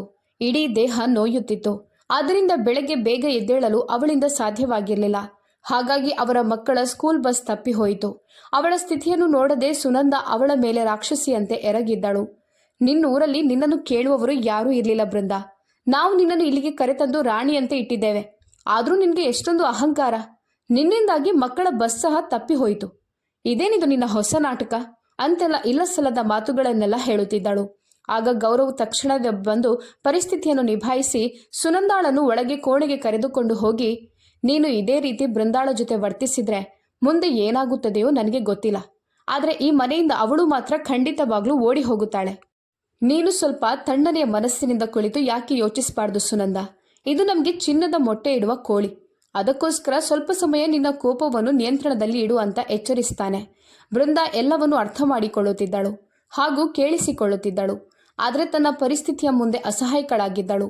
ಮರುದಿನ ಕೋಚಿಂಗ್ ಕ್ಲಾಸ್ಗೆ ಹೋದಾಗ ಅವಳ ಮುಖ ಬಾಡಿರುವುದನ್ನು ನೋಡಿ ಜಾನ್ ಮತ್ತೆ ಅವಳನ್ನು ಕೇಳಿದ, ಏನಾಯ್ತು ಬೃಂದಾ? ನೀನು ನನಗೆ ಏನನ್ನೂ ಹೇಳೋದಿಲ್ಲ ಯಾಕೆ? ಬಹುಶಃ ನಿನ್ನ ಕಷ್ಟವನ್ನು ನನ್ನಲ್ಲಿ ಹೇಳಿಕೊಂಡ್ರೆ ನನ್ನಿಂದ ನಿನಗೆ ಏನಾದರೂ ಸಹಾಯವಾಗಬಹುದು ಎನ್ನುತ್ತಾ ಅವಳ ಮನವೊಲಿಸಲು ಪ್ರಯತ್ನಿಸುತ್ತಾನೆ. ಹಾಗೂ ಅದರ ನಂತರವೇ ಬೃಂದಾ ತನ್ನ ಎಲ್ಲಾ ಕಷ್ಟಗಳನ್ನು ಅವನ ಮುಂದೆ ತೆರೆದ ಪುಸ್ತಕದಂತೆ ಬಿಚ್ಚಿಡುತ್ತಾಳೆ. ಹೀಗೆ ಅವಳ ಮಾತುಗಳನ್ನು ಕೇಳಿಸಿಕೊಂಡ ಜಾನ್ಗೂ ಅವಳ ಬಗೆಗಿನ ವಿಷಯ ಕೇಳಿ ಅಚ್ಚರಿಯಾಗುತ್ತದೆ. ನೀನು ಹೋಗಿ ಪೊಲೀಸರಿಗೆ ಯಾಕೆ ದೂರು ನೀಡಬಾರ್ದು ಅಂತ ಕೇಳುತ್ತಾನೆ. ಆಗ ಅವಳು, ಈಗ ಹಾಗೆ ಮಾಡಲು ಸಾಧ್ಯವಿಲ್ಲ. ಯಾಕಂದ್ರೆ ನನ್ನ ಪಾಸ್ಪೋರ್ಟ್ ಮತ್ತು ವೀಸಾ ಎರಡೂ ಗೌರವ್ ಬಳಿ ಇವೆ. ಮೊದಲು ನಾನು ಅವೆರಡನ್ನೂ ಪಡಿಬೇಕು. ಅದರ ನಂತರ ನಿನಗೆ ಸಾಧ್ಯವಾದರೆ ನೀನು ನನಗೆ ಸಹಾಯ ಮಾಡಬೇಕೆಂದು ಬಯಸಿದ್ರೆ ನನಗೆ ಇಲ್ಲಿನ ವರ್ಕ್ ಪರ್ಮಿಟ್ ಕೊಡಿಸು. ಇದರಿಂದ ನಾನು ಆ ಮನೆಯಿಂದ ಹೊರಬಂದ ನಂತರ ಬೇರೆಲ್ಲಿಯಾದರೂ ಕೆಲಸ ಮಾಡ್ಬೋದು ಅಂತ ವಿನಮ್ರವಾಗಿ ಕೇಳಿಕೊಳ್ಳುತ್ತಾಳೆ. ಆಮೇಲೆ ಸ್ವಲ್ಪ ಹೊತ್ತು ಯೋಚಿಸಿದ ಜಾನ್, ಸರಿ, ಇಲ್ಲಿ ನನಗೆ ಸಾಕಷ್ಟು ಪರಿಚಯಸ್ಥರು ಇದ್ದಾರೆ, ಹಾಗಾಗಿ ನಾನು ನಿನಗೋಸ್ಕರ ಪ್ರಯತ್ನಿಸುತ್ತೇನೆ. ಅಲ್ಲಿಯವರೆಗೆ ನೀನು ಅಲ್ಲೇ ಇರು ಅಂತ ಸಲಹೆ ನೀಡುತ್ತಾನೆ. ಹಾಗೆ ಅಂದು ಸಂಜೆ ಅವಳು ಮನೆಗೆ ಹಿಂದಿರುಗಿದಾಗ ಮನೆಯಲ್ಲೇ ಇದ್ದ ಗೌರವ್ ಅವಳನ್ನು ನೋಡಿ ಬೆಳಗ್ಗೆ ಸುನಂದ ಮಾಡಿದ ತಪ್ಪಿಗೆ ಅವಳಲ್ಲಿ ಕ್ಷಮೆ ಕೇಳುತ್ತಾನೆ ಹಾಗೂ ತನ್ನ ಕೈಯಾರೆ ಕಾಫಿ ಮಾಡಿ ಅವಳಿಗೆ ತಂದು ಕೊಡುತ್ತಾನೆ. ಆದರೆ ಬೃಂದಾ ಅವನೊಂದಿಗೆ ಆಗ ಏನನ್ನು ಹೇಳಲು ಹೋಗೋದಿಲ್ಲ. ಮೌನವಾಗಿ ಎದ್ದು ತನ್ನ ಕೋಣೆಗೆ ಹೋಗುತ್ತಾಳೆ. ಕೆಲವು ದಿನಗಳ ನಂತರ ಬೃಂದಾ ಗೌರವ್ನ ಹತ್ತಿರ ಬಂದು, ಗೌರವ್, ನಾನು ಇಲ್ಲಿಗೆ ಬಂದು 1 ವರ್ಷ 8 ತಿಂಗಳುಗಳಾಗಿವೆ. ನೀನು ನನ್ನ ವೀಸಾವನ್ನು ಬಹುಶಃ 2 ವರ್ಷಗಳಿಗಾಗಿ ಮಾತ್ರ ಮಾಡಿಸಿದ್ಯಾ ಅಂತ ನನಗೆ ಅನ್ನಿಸ್ತಿದೆ. ಆದ್ದರಿಂದ ವೀಸಾ ಮುಗಿಯುವ ಮೊದಲೇ ನೀನದನ್ನು ಇನ್ನೂ ಕೆಲವು ವರ್ಷಗಳವರೆಗೆ ವಿಸ್ತರಿಸಿದ್ರೆ ಒಳ್ಳೆಯದು. ಯಾಕಂದ್ರೆ ನನಗೆ ಊರಿಗೆ ಮತ್ತೆ ಹೋಗಲು ಇಷ್ಟ ಇಲ್ಲ. ಈಗ ನನ್ನ ಮನಸ್ಸು ಇಲ್ಲಿನ ವಾತಾವರಣಕ್ಕೆ ಒಗ್ಗಿಕೊಂಡಿದೆ. ಪುನಃ ಊರಿಗೆ ಹೋಗಿ ಒಬ್ಬಂಟಿಯಾಗಿ ನಾನು ಏನು ಮಾಡಲಿ? ಅಲ್ಲದೆ ಈಗ ಇದು ನನ್ನ ತವರು ಮನೆ ಅಲ್ವಾ? ನಾನು ಹೇಳುತ್ತಿರುವುದು ಸರಿಯಾಗಿದೆ ತಾನೇ ಗೌರವ್ ಅಂತ ಕೇಳುತ್ತಾಳೆ. ಆಗ ಗೌರವ್ನಿಗೆ ಅವಳ ಮಾತಿನಿಂದ ಅಚ್ಚರಿಯಾಗುತ್ತದೆ. ಹೌದು ಹೌದು, ನೀನು ಸರಿಯಾಗಿಯೇ ಹೇಳ್ತಿದ್ದಿ. ನಾನು ನಾಳೆ ವೀಸಾಗೆ ಅರ್ಜಿ ಸಲ್ಲಿಸುತ್ತೇನೆ. ಆದರೆ ನೀನು ಕೂಡ ನನ್ನ ಜೊತೆ ಬರಬೇಕಾಗುತ್ತದೆ ಹಾಗೂ ಕೆಲವು ಪೇಪರ್ಗಳಿಗೆ ಸಹಿ ಮಾಡಿ ಕೊಡಬೇಕಾಗುತ್ತದೆ ಎಂದು ಗೌರವ್ ಸಂತೋಷದಿಂದ ಹೇಳುತ್ತಾನೆ. ಮನೆಯಲ್ಲಿ ಇಷ್ಟೆಲ್ಲ ಆದ್ಮೇಲೆ ಬೃಂದ ತನ್ನ ಹತ್ತಿರ ಬಂದು ತಾನು ಊರಿಗೆ ಹಿಂತಿರುಗುತ್ತೇನೆ ಅಂತ ಹಠ ಮಾಡಬಹುದು ಅಂತ ಅವನು ಯೋಚಿಸ್ತಿದ್ದ. ಆದರೆ ಇಲ್ಲಿ ಅದು ವಿರುದ್ಧವಾಗಿತ್ತು. ಈಗ ಅವಳಾಗಿ ಭಾರತಕ್ಕೆ ಹಿಂದಿರುಗಲು ಬಯಸುವುದಿಲ್ಲ ಅಂತ ಅರಿತ ಗೌರವ್ ಒಳಗೊಳಗೆ ಆನಂದ ಪಡುತ್ತಿದ್ದ. ಈ ಕಡೆ ಬೃಂದ ಜಾನ್ಗೆ ಈಗಾಗಲೇ ವೀಸಾ ನವೀಕರಿಸಲು ಹೋಗುತ್ತಿರುವುದಾಗಿ ಮೊದಲೇ ತಿಳಿಸಿದಳು. ಆದ್ದರಿಂದ ಈ ಮಧ್ಯೆ ಜಾನ್ ಅವಳಿಗಾಗಿ ವರ್ಕ್ ಪರ್ಮಿಟ್ ಅನ್ನು ಸಿದ್ಧಗೊಳಿಸಿದ್ದನಲ್ಲದೆ ಒಂದು ಕಂಪನಿಯಲ್ಲಿ ಅವಳ ಕೆಲಸದ ವಿಷಯವಾಗಿಯೂ ಸಹ ಮಾತನಾಡಿಟ್ಟಿದ್ದನು. ಹೀಗೆ ಸ್ವಲ್ಪ ಸಮಯದ ನಂತರ ಅವಳ ವೀಸಾದ ಅವಧಿ 3 ವರ್ಷ ಅಂತ ನಿಗದಿಪಡಿಸಲಾಯಿತು. ಆ ಕಡೆ ಕಚೇರಿಯಲ್ಲಿ ಗೌರವ್ ಪಾಸ್ಪೋರ್ಟ್ ಹಾಗೂ ವೀಸಾವನ್ನು ತನ್ನ ಬಳಿ ಇಟ್ಟುಕೊಳ್ಳುತ್ತಿದ್ದಂತೆ ಬೃಂದ ತಕ್ಷಣವೇ ಅದನ್ನು ತನಗೆ ಕೊಡುವಂತೆ ಕೇಳಿಕೊಂಡಳು. ಅಲ್ಲಿ ಎಲ್ಲ ಅಧಿಕಾರಿಗಳ ಸಮ್ಮುಖದಲ್ಲಿ ಗೌರವ್ ಅವಳ ಮಾತನ್ನು ನಿರಾಕರಿಸಲು ಸಾಧ್ಯವಾಗಲಿಲ್ಲ. ಹೀಗೆ ತನ್ನ ಪಾಸ್ಪೋರ್ಟ್ ಹಾಗೂ ವೀಸಾವನ್ನು ಗೌರವ್ನಿಂದ ಪಡೆದುಕೊಂಡ ಬೃಂದ ಅಲ್ಲಿಂದ ಹೊರಬಂದ ನಂತರ ಗೌರವ್ನಲ್ಲಿ ತನಗೆ ಕೋಚಿಂಗ್ ಸೆಂಟರ್ನಲ್ಲಿ ಸ್ವಲ್ಪ ಕೆಲಸ ಇದೆ, ಅದರಿಂದ ಅಲ್ಲಿಂದ ಕೆಲಸ ಮುಗಿಸಿ ಮನೆಗೆ ಹಿಂತಿರುಗುವುದಾಗಿ ಹೇಳಿದಳು. ಇಂದು ಗೌರವ್ಗೆ ಬೃಂದಾಳ ವರ್ತನೆ ಸ್ವಲ್ಪ ವಿಚಿತ್ರವೆನಿಸಿತ್ತಾದರೂ ಅವನು ಅದರ ಬಗ್ಗೆ ಹೆಚ್ಚು ಗಮನಹರಿಸಲು ಹೋಗಲಿಲ್ಲ. ಬೃಂದ ನೇರವಾಗಿ ಜಾನ್ ಜೊತೆ ತನ್ನ ಕಚೇರಿಗೆ ಹೋಗಿ ಅಲ್ಲಿ ಸಂದರ್ಶನ ಕೊಟ್ಟ ನಂತರ ಆ ಸಂದರ್ಶನದಲ್ಲಿ ಪಾಸಾಗಿ ಅವಳು ಆ ಕೆಲಸವನ್ನು ಗಿಟ್ಟಿಸಿಕೊಂಡಳು. ಅದರ ನಂತರ ಜಾನ್ ಬೃಂದಾಳ ವರ್ಕ್ ಪರ್ಮಿಟ್ ಅನ್ನು ಅವಳ ಕೈಗೆ ಕೊಟ್ಟಾಗ ಬೃಂದ ತನ್ನ ಎಲ್ಲ ದಾಖಲೆಗಳ ಜೆರಾಕ್ಸ್ ಮಾಡಿಸಿ ಅದರ ಮೂಲ ದಾಖಲೆಗಳನ್ನು ಜಾನ್ ಬಳಿ ಇಟ್ಟಳು. ಇಷ್ಟೆಲ್ಲ ಕೆಲಸ ಮಾಡಿ ಮುಗಿಸಿದ ನಂತರ ಇಂದು ಬೃಂದ ಮನೆಗೆ ಹಿಂದಿರುಗಲು ತುಂಬಾ ತಡವಾಗಿತ್ತು. ಅವಳು ಮನೆಗೆ ತಲುಪಿದ ತಕ್ಷಣ ಸುನಂದ ಹಾಗೂ ಗೌರವ್ ಇಬ್ಬರು ಆತಂಕದಿಂದ ಅವಳಿಗಾಗಿ ಕಾಯುತ್ತಿರುವುದನ್ನು ನೋಡಿದಳು. ಸುನಂದ ಅವಳನ್ನು ಕೋಪದಿಂದ ನೋಡುತ್ತಾ, ಇವತ್ತು ದಿನವಿಡೀ ನೀನು ಎಲ್ಲಿದ್ದೆ ಎಂದು ಕೇಳಿದಳು. ಆಗ ಬೃಂದ ತಾಳ್ಮೆಯಿಂದ ಗೌರವ್ನ ಕಡೆ ಮುಖ ಮಾಡಿ, ಕೋಚಿಂಗ್ ನಂತರ ನಾನು ಸಂದರ್ಶನಕ್ಕೆಂದು ಹೋಗಿದ್ದೆ. ಹಾಗೆ ನಿಮಗೆ ಈ ವಿಷಯ ತಿಳಿದ್ರೆ ತುಂಬಾ ಸಂತೋಷವಾಗುತ್ತದೆ. ಅದೇನಂದ್ರೆ ನನಗೆ ಈಗ ಕೆಲಸ ಸಿಕ್ಕಿದೆ ಗೌರವ್ ಅಂತ ಮುಖದಲ್ಲಿ ಮಂದಹಾಸ ತಂದುಕೊಳ್ಳುತ್ತಾ ಹೇಳುತ್ತಾಳೆ. ಆಗ ಗೌರವ್ ಆತಂಕದಿಂದ, ಆದ್ರೆ ಬೃಂದ, ನೀನು ಕೆಲಸ ಮಾಡುವ ಅಗತ್ಯವೇನಿದೆ? ಇಲ್ಲಿ ನಿನ್ಗೆ ಏನು ಕೊರತೆ ಇದೆ ಅಂತ ಕೇಳುತ್ತಾನೆ. ಕೊರತೆಯ ಪ್ರಶ್ನೆ ಅಲ್ಲ ಗೌರವ್, ಇದು ನನ್ನ ಆತ್ಮಗೌರವದ ಪ್ರಶ್ನೆ. ನೀನು ನನಗಾಗಿ ಏನು ಮಾಡಿದ್ದೀಯೋ ಅದಕ್ಕಾಗಿ ನಾನು ನಿನಗೆ ಯಾವಾಗಲೂ ಧನ್ಯವಾದ ಹೇಳುತ್ತೇನೆ. ನಿನ್ನ ಈ ಸಹಾಯವನ್ನು ನಾನು ಯಾವತ್ತೂ ಮರೆಯುವುದಿಲ್ಲ ಅಂತ ಉತ್ತರಿಸುತ್ತಾಳೆ. ಆಗ ಸುನಂದ ಮುಂದೆ ಬಂದು, ನೀನು ಏನು ಮಾತನಾಡ್ತಿದ್ಯಾ ಅಂತ ನಿನಗೆ ಗೊತ್ತಿದ್ಯಾ ಬೃಂದ? ನೀನು ಕೆಲಸ ಮಾಡುವ ಜೊತೆಗೆ ಮನೆ ಮಕ್ಕಳನ್ನು ನಿಭಾಯಿಸಲು ಹೇಗೆ ಸಾಧ್ಯವಾಗುತ್ತದೆ ಎಂದು ಗೊಂದಲ ಹಾಗೂ ಆತಂಕ ಮಿಶ್ರಿತ ಧ್ವನಿಯಲ್ಲಿ ಕೇಳುತ್ತಾಳೆ. ಆಗ ಬೃಂದ ಧೈರ್ಯದಿಂದ, ಇಲ್ಲ, ಈಗ ನಾನು ಮೊದಲಿನಂತೆ ಏನನ್ನೂ ಮಾಡಲು ಸಾಧ್ಯವಿಲ್ಲ. ಆದರೆ ಕೆಲಸಕ್ಕೆ ಹೋಗುವ ಮೊದಲು ಹಾಗೂ ಬಂದ ನಂತರ ಸ್ವಲ್ಪ ಸಮಯ ಸಿಕ್ಕರೆ ಖಂಡಿತ ಮಾಡುತ್ತೇನೆ ಅಂತ ಹೇಳಿದಾಗ ಅದನ್ನು ಕೇಳಿಸಿಕೊಂಡ ಸುನಂದ ಒಮ್ಮೆಲೆ ಸಿಡಿಮಿಡಿಗೊಳ್ಳುತ್ತಾ, ಹಾಗಾದ್ರೆ ನಮ್ಮ ಮನೆಯನ್ನು ನೀನು ಧರ್ಮಶಾಲೆ ಅಂತ ಭಾವಿಸಿದ್ಯಾ? ಇಷ್ಟು ದಿನ ನಾವು ನಿನ್ನನ್ನು ನಮ್ಮ ಮನೆಯಲ್ಲಿ ಇಟ್ಟು ನಿನಗೆ ಗೌರವ ಕೊಟ್ಟು ಈ ಉಪಕಾರಕ್ಕೆ ನೀನು ಹೀಗೆ ನಮಗೆ ಪ್ರತ್ಯುಪಕಾರ ತೀರಿಸ್ತಿದ್ಯಾ? ಅದು ಕೂಡ ನಮ್ಮ ಮನೆಯಲ್ಲಿ ಮಕ್ಕಳನ್ನು ನೋಡಿಕೊಳ್ಳಲು ಆಯಾ ಹಾಗೂ ಮನೆ ಕೆಲಸ ಮಾಡಲು ಕೆಲಸದವರು ಇಲ್ಲದ ಸಮಯದಲ್ಲಿ ನೀನು ನನಗೆ ಈ ರೀತಿ ತಿರುಗಿ ಬೀಳ್ತೀಯಾ ಎಂದು ಸುನಂದ ಕೋಪದಿಂದ ಬೃಂದಾಳನ್ನು ಗದರಿಸ್ತಾಳೆ. ಆಗ ಬೃಂದ, ಇದರಲ್ಲಿ ನನ್ನ ತಪ್ಪೇನಿದೆ ಸುನಂದ? ದಯವಿಟ್ಟು ನಿಮ್ಮ ಮನಸ್ಸನ್ನೊಮ್ಮೆ ನೀವೇ ಕೇಳ್ಕೊಳ್ಳಿ. ನಿಮ್ಮ ಸ್ವಾರ್ಥಕ್ಕಾಗಿ ನೀವು ನನ್ನನ್ನು ಇಲ್ಲಿಗೆ ಕರೆಸಿಕೊಂಡ್ರಿ. ನಾನಿಲ್ಲಿಗೆ ಬರ್ತಿದ್ದೇನೆ ಅಂತ ಗೊತ್ತಾಗಿ ನಿಮ್ಮ ಮನೆಯ ಎಲ್ಲ ಕೆಲಸದವರನ್ನು ಕೆಲಸದಿಂದ ತೆಗೆದುಹಾಕಿ ಮನೆಯ ಎಲ್ಲ ಕೆಲಸಗಳನ್ನು ನನ್ನಿಂದ ಮಾಡಿಸಿಕೊಂಡ್ರಿ. ಇಷ್ಟಾದರೂ ನಿಮಗೆ ತೃಪ್ತಿಯಾಗಲಿಲ್ಲ ಅಂತ ನನ್ನ ಎಲ್ಲ ಆಸ್ತಿಯ ಮೇಲೂ ಕಣ್ಣಿಟ್ಟಿದ್ದೀರಿ. ಆದರೆ ನನ್ನ ಬಗ್ಗೆ ಒಂದು ದಿನವೂ ನೀವು ಯೋಚಿಸಲಿಲ್ಲ. ನೀವು ನಿಮ್ಮ ಸ್ವಾರ್ಥವನ್ನು ಮಾತ್ರ ನೋಡಿದ್ದೀರಿ. ಸಂಬಂಧಗಳು ಹಾಗೂ ಸಂಬಂಧಿಕರು ಹೇಗಿದ್ರೆ ನಾನು ಅನಾಥಳಾಗಿ ಇರೋದು ಉತ್ತಮ. ನಿಮ್ಮ ಈ ನಾಚಿಕೆಗೆಟ್ಟ ಕೆಲಸ ಜಗತ್ತಿಗೆ ತಿಳಿದ್ರೆ ಜನರೆಲ್ಲ ಸಂಬಂಧಗಳ ಮೇಲಿನ ನಂಬಿಕೆಯನ್ನೇ ಕಳೆದುಕೊಳ್ಳುತ್ತಾರೆ. ಹಾಗೆ ಪ್ರತಿಯೊಬ್ಬ ಸಹೋದರಿಯು ಸಹೋದರನ ಮೇಲಿನ ನಂಬಿಕೆಯನ್ನು ಕಳೆದುಕೊಳ್ಳುತ್ತಾಳೆ ಎಂದು ಹೇಳುತ್ತಿದ್ದಂತೆಯೇ ಬೃಂದಾ ಕೋಪದಿಂದ ಉಸಿರಾಡುತ್ತಿದ್ದಳು. ಆಗ ಸುನಂದ, ಗೌರವ್ನಲ್ಲಿ, ನೀನು ಮೊದಲು ಇವಳ ಪಾಸ್ಪೋರ್ಟ್ ಹಾಗೂ ವೀಸಾವನ್ನು ಇವಳಿಂದ ಕಿತ್ತುಕೋ ಗೌರವ್. ಇವಳು ಇಲ್ಲಿಂದ ಹೇಗೆ ಹೋಗುತ್ತಾಳೆ ಅಂತ ನಾನು ನೋಡುತ್ತೇನೆ ಅಂತ ಹೇಳುತ್ತಾ ಸುನಂದ ರಾಕ್ಷಸಿಯಂತೆ ಅವಳ ಮೇಲೆರಗಲು ಮುಂದಾಗುತ್ತಾಳೆ. ಆದರೆ ಬೃಂದ ಅತ್ಯಂತ ಶಾಂತ ಸ್ವರದಲ್ಲಿ, ಯಾವುದೇ ಪ್ರಯೋಜನವಿಲ್ಲ ಸುನಂದ. ನಾನು ನನ್ನ ಎಲ್ಲ ದಾಖಲೆಗಳನ್ನು ಒಂದು ಸುರಕ್ಷಿತ ಸ್ಥಳದಲ್ಲಿ ಇಟ್ಟಿದ್ದೇನೆ ಹಾಗೂ ಅದರ ಒಂದೊಂದು ಪ್ರತಿಯನ್ನು ನನ್ನ ಸ್ನೇಹಿತರಿಗೂ ಕೊಟ್ಟಿದ್ದೇನೆ ಅಂತ ಹೇಳುತ್ತಾಳೆ. ಆಗ ಈ ಮಾತನ್ನು ಕೇಳಿಸಿಕೊಂಡ ಸುನಂದ ಕೆಂಡಾಮಂಡಲವಾಗಿ, ಹೌದಾ? ಇಷ್ಟೆಲ್ಲ ಅಧಿಕ ಪ್ರಸಂಗಿತನ ಮಾಡಿದ ನೀನು ಒಂದು ಕ್ಷಣನೂ ನನ್ನ ಮನೆಯಲ್ಲಿ ಇರಬಾರ್ದು, ನಡಿ ಇಲ್ಲಿಂದ ಎಂದು ಹೇಳುತ್ತಾ ಬೃಂದಾಳ ಬ್ಯಾಗ್ಗೆ ಅವಳ ಸಾಮಾನುಗಳನ್ನೆಲ್ಲ ತುಂಬಿಸಿ ಹೊರಗೆ ಎಸೆದು ಅವಳನ್ನು ಸಹ ತಳ್ಳಿ ಮನೆಯಿಂದ ಹೊರಗೆ ಹಾಕಿ ಬಾಗಿಲು ಮುಚ್ಚುತ್ತಾಳೆ. ಅವರ ಸ್ವಾರ್ಥದ ಈ ಅಸಹ್ಯಕರ ಮುಖವನ್ನು ನೋಡಿ ಬೃಂದಾಳಿಗೆ ಅಸಹ್ಯವಾಗುತ್ತದೆ ಹಾಗೂ ಮನೆಯ ಹೊರಗೆ ಕುಳಿತು ಬೃಂದಾ ತುಂಬಾ ಹೊತ್ತು ಅಳುತ್ತಿರುತ್ತಾಳೆ. ಆದರೆ ಗೌರವ್ ಇವೆಲ್ಲವನ್ನು ದೂರ ನಿಂತು ಮೌನವಾಗಿ ನೋಡುತ್ತಿರುತ್ತಾನೆ.